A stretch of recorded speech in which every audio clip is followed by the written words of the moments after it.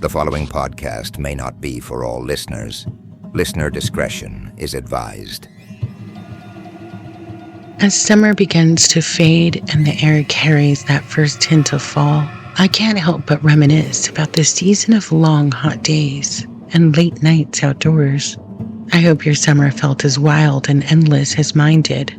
During one fun, warm summer night, a few friends and I sat around a campfire and chatted about the old urban legends and stories that make you look over your shoulder into the dark.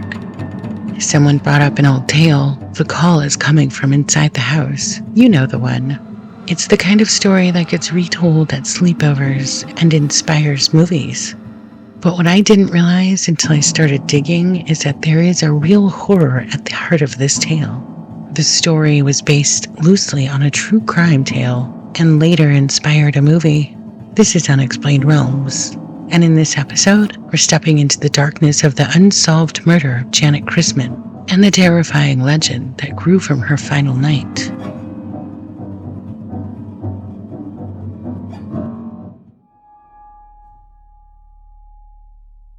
The urban legend of the babysitter and the man upstairs has been haunting people since at least the 1960s.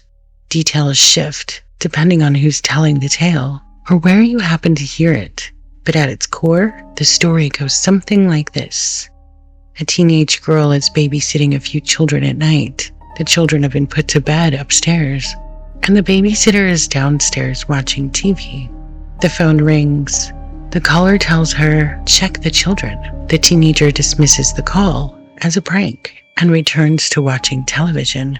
The anonymous caller calls back multiple times. Eventually, the babysitter calls the police, who state they will trace the next call. After the stranger calls again, the police return her call advising her to leave the house immediately. She leaves the home, and the police meet her outside. They explain that the calls were coming from inside the home, and that the unidentified prowler was calling her after he had already killed the children upstairs. That story might make anyone uneasy, but for teenagers left alone to babysit on the stormy nights, it was nightmare fuel. And if you think the legend was scary before, the truth behind it is even worse. This wasn't just a story. It was ripped from the headlines in real life. The murder of Janett Christman. Janett was born on March 21st, 1936, the eldest of three daughters, to Charles and Lula Mae Christman. She filled her days playing piano, singing in the church choir, and helping out wherever she could. She was an 8th grader at Jefferson Junior High, just days away from her 14th birthday. People trusted her. She was mature for her age, the kind of girl families called first when they needed a babysitter. On March 18, 1950, 13-year-old Janett Christman was asked to babysit for Ed and Ann Romack in Columbia, Missouri, the same town where she lived. Despite the freezing rain that night, the Romacks were set on getting out of the house for a few hours to play cards with friends. Janett didn't hesitate. She was always willing to pick up a babysitting job, especially with her birthday coming up. A little extra cash in her pocket sounded good. Her father drove her over to the Romack home around 7:30 p.m. The cold had settled in, the temperature dipping into the 20s. One of those nights when the darkness feels heavier than usual. Ann Romack assured Janett it would be an easy night. Their little boy was already asleep, and out here in the middle of nowhere, things usually stayed quiet. Still, Ed Romack took no chances. He showed Janett the shotgun kept by the door, making sure she knew how to load, unload, and fire it, just in case. He told her not to open the door for anyone she did not recognize, and to always flip on the porch light before checking who was outside. Later that night, Ann called home to check on Janett and her son. No one answered. She figured Janett must have dozed off. But about 10:30 p.m., the local police got a call. A young woman was on the other end of the line, her voice raw with panic, screaming for help. The last thing the dispatcher heard before the line went dead, "Come quick." In the 1950s, technology was not yet advanced, and police departments lacked the capability to track phone calls or their locations. The police department could only hope and wait for the young woman to call again. The Romacks returned home around 1 a.m. They noticed the porch light was on, even though they'd left it off, instructing Janett only to turn it on if someone knocked on the door. They also noticed a sawhorse right outside of one of the windows. Once they arrived at the front door, they realized it was unlocked. Inside, they found Janett's lifeless body. She was lying in her own blood, with a severe head injury and puncture wounds to her face. Her legs had been spread apart and her skirt pulled up.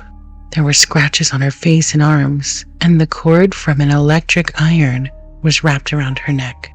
Just a few feet from her body was the phone. It was lying on the floor. It must have occurred while she called the police. Anne Romack checked on their son, who was safe, and Ed called the police. Since the Romacks' home was outside of the Columbia Police Department's jurisdiction, the Boone County Sheriff was brought in. These two departments refused to work amicably together on this investigation. The scene of the crime was horrific. It appeared Janett had fought for her life and had several defensive wounds. Blood was smeared throughout the kitchen and living room. Dogs were brought in to track any scent, and fingerprints were taken. Once the autopsy had been performed, it was determined that Janett had been strangled and sexually assaulted. During the investigation, one law enforcement agency found that a side window had been broken out with a garden hoe, and the sawhorse was just sitting outside his window.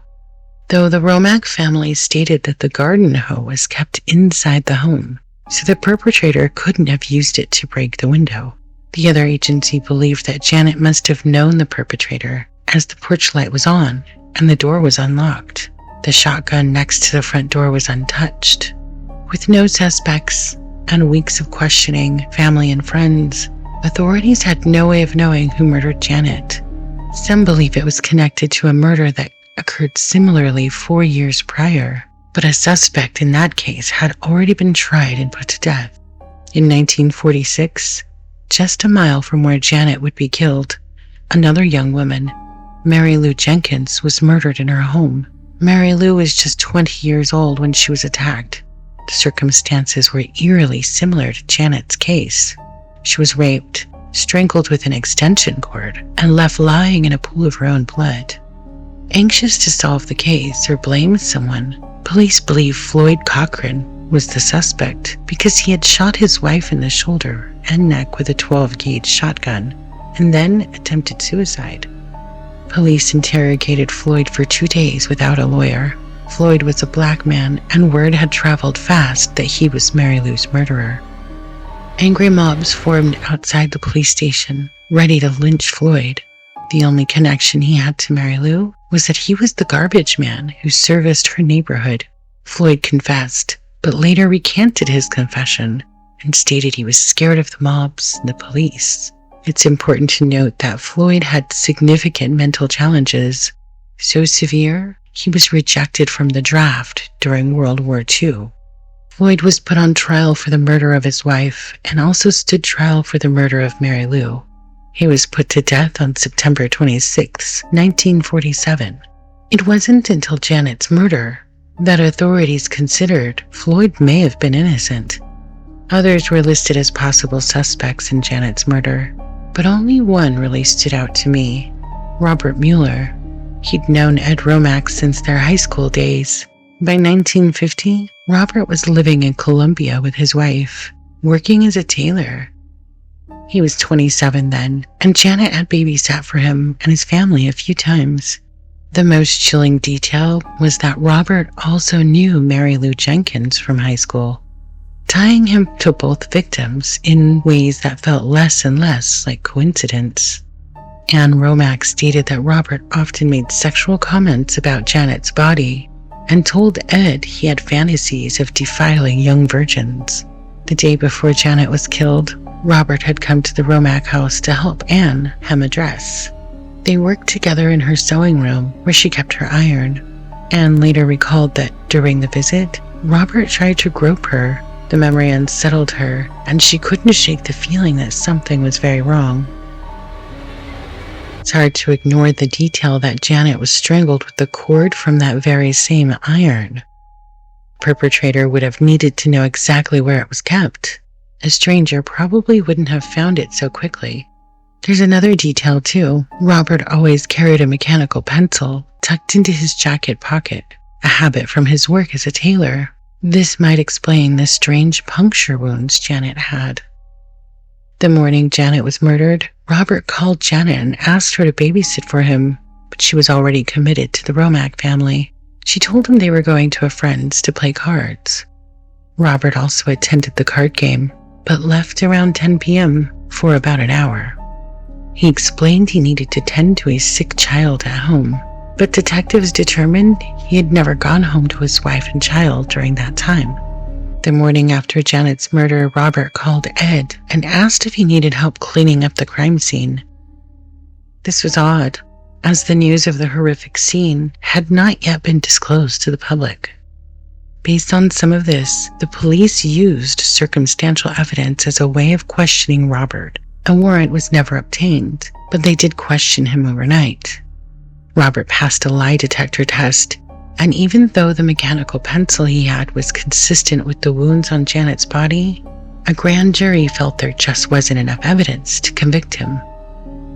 Robert subsequently sued for defamation and violation of his civil rights, seeking damages in excess of $300,000. He lost the lawsuit. Robert was never charged with Janett's murder, and authorities refused to believe they convicted the wrong man in the murder of Mary Lou Jenkins. What do you think? Did Robert Mueller murder both young women? For now, I suppose we leave this to the unexplained realms.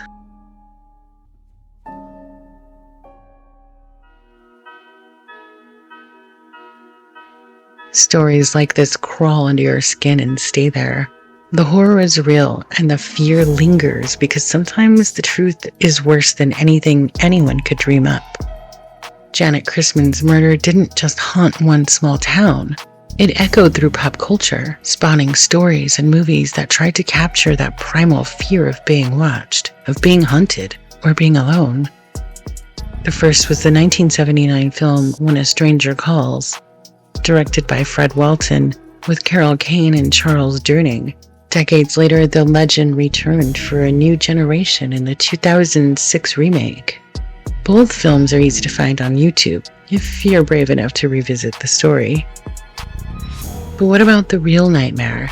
Do you think he was behind both brutal crimes, or was something even darker stalking that quiet corner of Missouri?